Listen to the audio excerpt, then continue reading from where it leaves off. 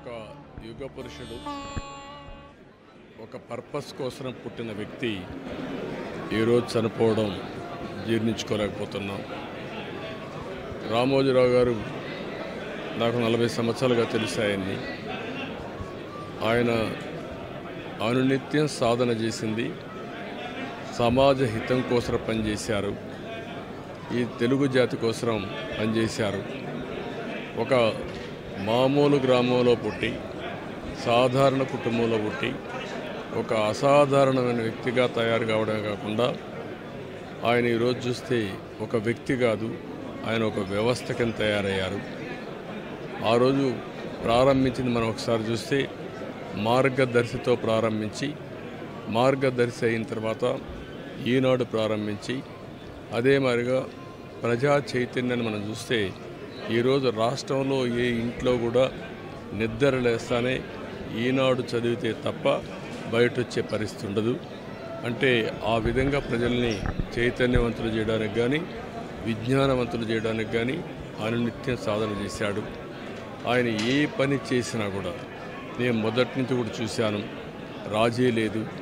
40 ఏళ్ళుగా నేను ఆయనతో కలిసి ఉన్నప్పటికి కూడా, ఆయన పరిచయం ఉన్నప్పుడు కూడా ఏ రోజు కూడా ఆయన ఒకటే చెప్పేవాడు, మీరు ఏమి చెప్పినా నేను మాత్రం ధర్మం ప్రకారమే పనిచేస్తాను, విధి నిర్వహిస్తాను తప్ప నేను ఎల్లప్పుడూ ప్రజాపక్షానే ఉంటానని చెప్పి స్పష్టంగా చెప్పిన వ్యక్తి రామోజీరావు గారు. అంతేకాకుండా నిన్న చనిపోయే వరకు ఆయనకు ఒకటే కోరిక, నా కోరిక అంతా కూడా నేను అనునిత్యం పనిచేసి పని చేస్తూ పనిలో చనిపోగలిగితే అది నాకు ఆనందంగా ఉంటుంది. అంతేకాదు, నేను చేసే ప్రతి నిమిషం నేను బ్రతుకున్నంత వరకు ప్రజల కోసం పనిచేయాలి, పని చేస్తూనే ఉండాలని చెప్పిన వ్యక్తి రామోజీరావు గారు. కానీ ఈరోజు మనం చూస్తూ ఉంటే ఆయన నిర్మించిన వ్యవస్థలు శాశ్వతం. ఒక ఈనాడు శాశ్వతం, అదే మరి ఈటీవీ శాశ్వతం.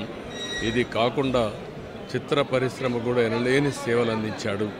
ఈరోజు రామోజీ ఫిల్మ్ సిటీ మీరు చూస్తే దేశంలోనే ఒక అత్యున్నతమైన స్టాండర్డ్స్లో రామోజీ ఫిల్మ్ సిటీ తీసుకొచ్చి ఆయన అనునిత్యం చెప్పేవారు, నేనేదో ఒక కమర్షియల్ కాంప్లెక్స్ కట్టచ్చు, వ్యాపారాలు చేయొచ్చు, నా వల్ల ఈ సిటీకి లాభం రావాలి, అదే మరి రాష్ట్రానికి ఆదాయం రావాలి, టూరిజం కింద ఉండాలని చెప్పి చేశారు.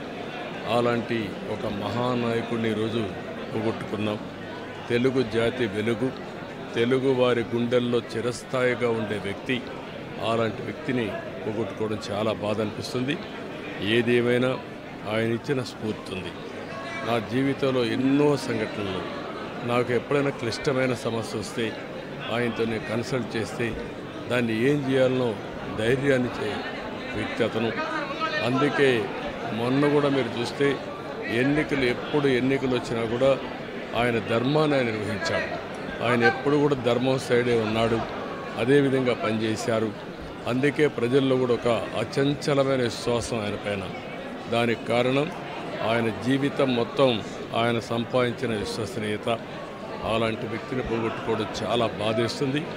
ఏదేమైనా ఆయన ఆశయాలు తెలుగు జాతికి ఉన్నాయి. ప్రతి ఒక్కరు కూడా ఆయన ఆరాధిస్తారు. అందుకనే ఈరోజు ఒకటే కోరుతున్నా, ఆయన చెప్పిన విషయాలన్నీ నా చెవుల్లో ఎప్పుడూ రింగుమంటూ ఉంటాయి, వినపడుతూ ఉంటాయి.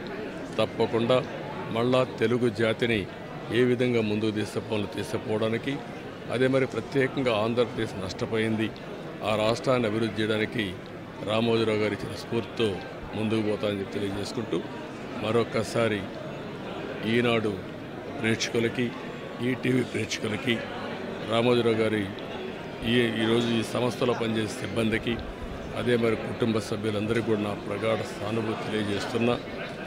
వారికి భగవంతుడు ఒక శక్తిని ఇవ్వాలి. ఆ శక్తితో మళ్ళీ ఈ లెగసీని కంటిన్యూ చేసి రామోజీ గారి యొక్క స్ఫూర్తి చిరస్థాయిగా ఉండడం కోసం వాళ్ళు పనిచేస్తారని చెప్పి ఆశిస్తున్నా. అదే సమయంలో ఆయన ఆత్మకు శాంతి కలగాలని భగవంతుడిని మనస్ఫూర్తిగా ప్రార్థిస్తున్నా. ఆయన చేసిన పనులు శాశ్వతం. భవిష్యత్తులో కూడా తెలుగు జాతి గుర్తుపెట్టుకునే విధంగా చేశారు.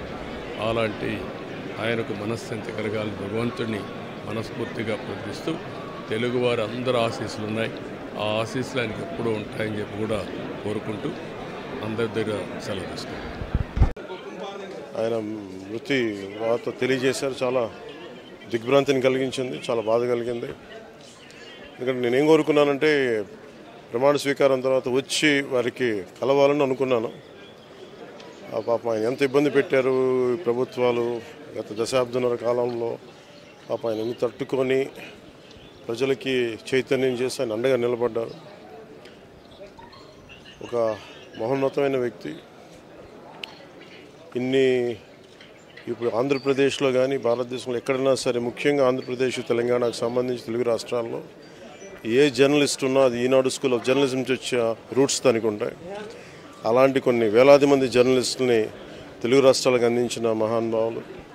అలాగే తెలుగు చిత్ర పరిశ్రమకు సంబంధించి కూడా ఈరోజు ఇంత ఇన్ఫ్రాస్ట్రక్చర్ ఇక్కడ డెవలప్ చేశారంటే అది అద్భుతంగా తెలుగు చిత్ర పరిశ్రమ ఉందంటే ఆయన కాంట్రిబ్యూషన్ చెప్పలేను.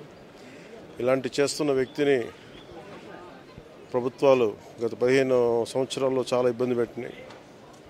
వాటన్నిటినీ తట్టుకొని ఆయన్ని ఇబ్బంది పెట్టిన ప్రభుత్వాలు ఈరోజు లేవు.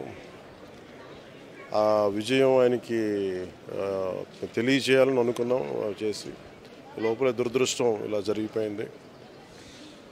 వారి కుటుంబానికి, ప్రతి ఒక్కరి కుటుంబ సభ్యులకి, అలాగే ఈనాడు గ్రూప్ ఆఫ్ కంపెనీస్ వారందరికీ కూడా నా జనసేన తరపు నుంచి, నా తరపు నుంచి వారికి నా సంతాపం తెలియజేస్తాను. ఈ సమయంలో మీ అందరికీ ఆ భగవంతుడు వారి కుటుంబ సభ్యులకి అండగా ఉండాలని కోరుకుంటూ సెలవు తీసుకుంటాను.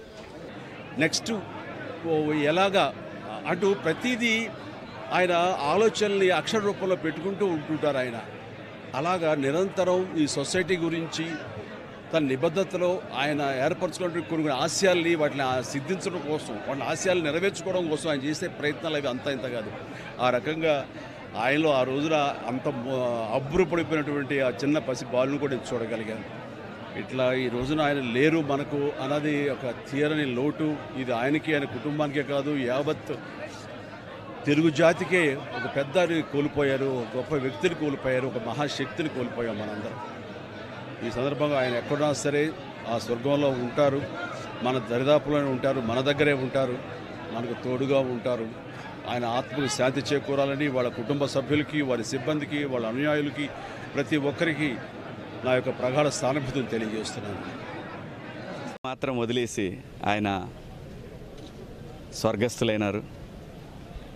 రామోజీరావు గారి గురించి ఏం చెప్పాలి? ఆంధ్రప్రదేశ్లో తెలుగు వాళ్ళకి తెలియందేముంది చెప్పండి.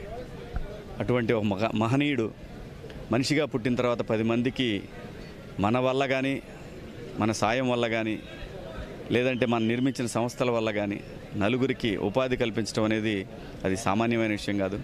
వేలాది మంది, లక్షలాది కుటుంబాలకి ఆయన అన్నం పెట్టారు. సో ఆ కీర్తిని మించింది ఈ భూమి మీద ఇంకేమీ లేదు. రామోజీరావు గారు ఒక మేరు పర్వతం. ఏం చెప్పాలి, ఎన్నని చెప్పాలి, ఎంతమంది ఏం చెప్పినా కానీ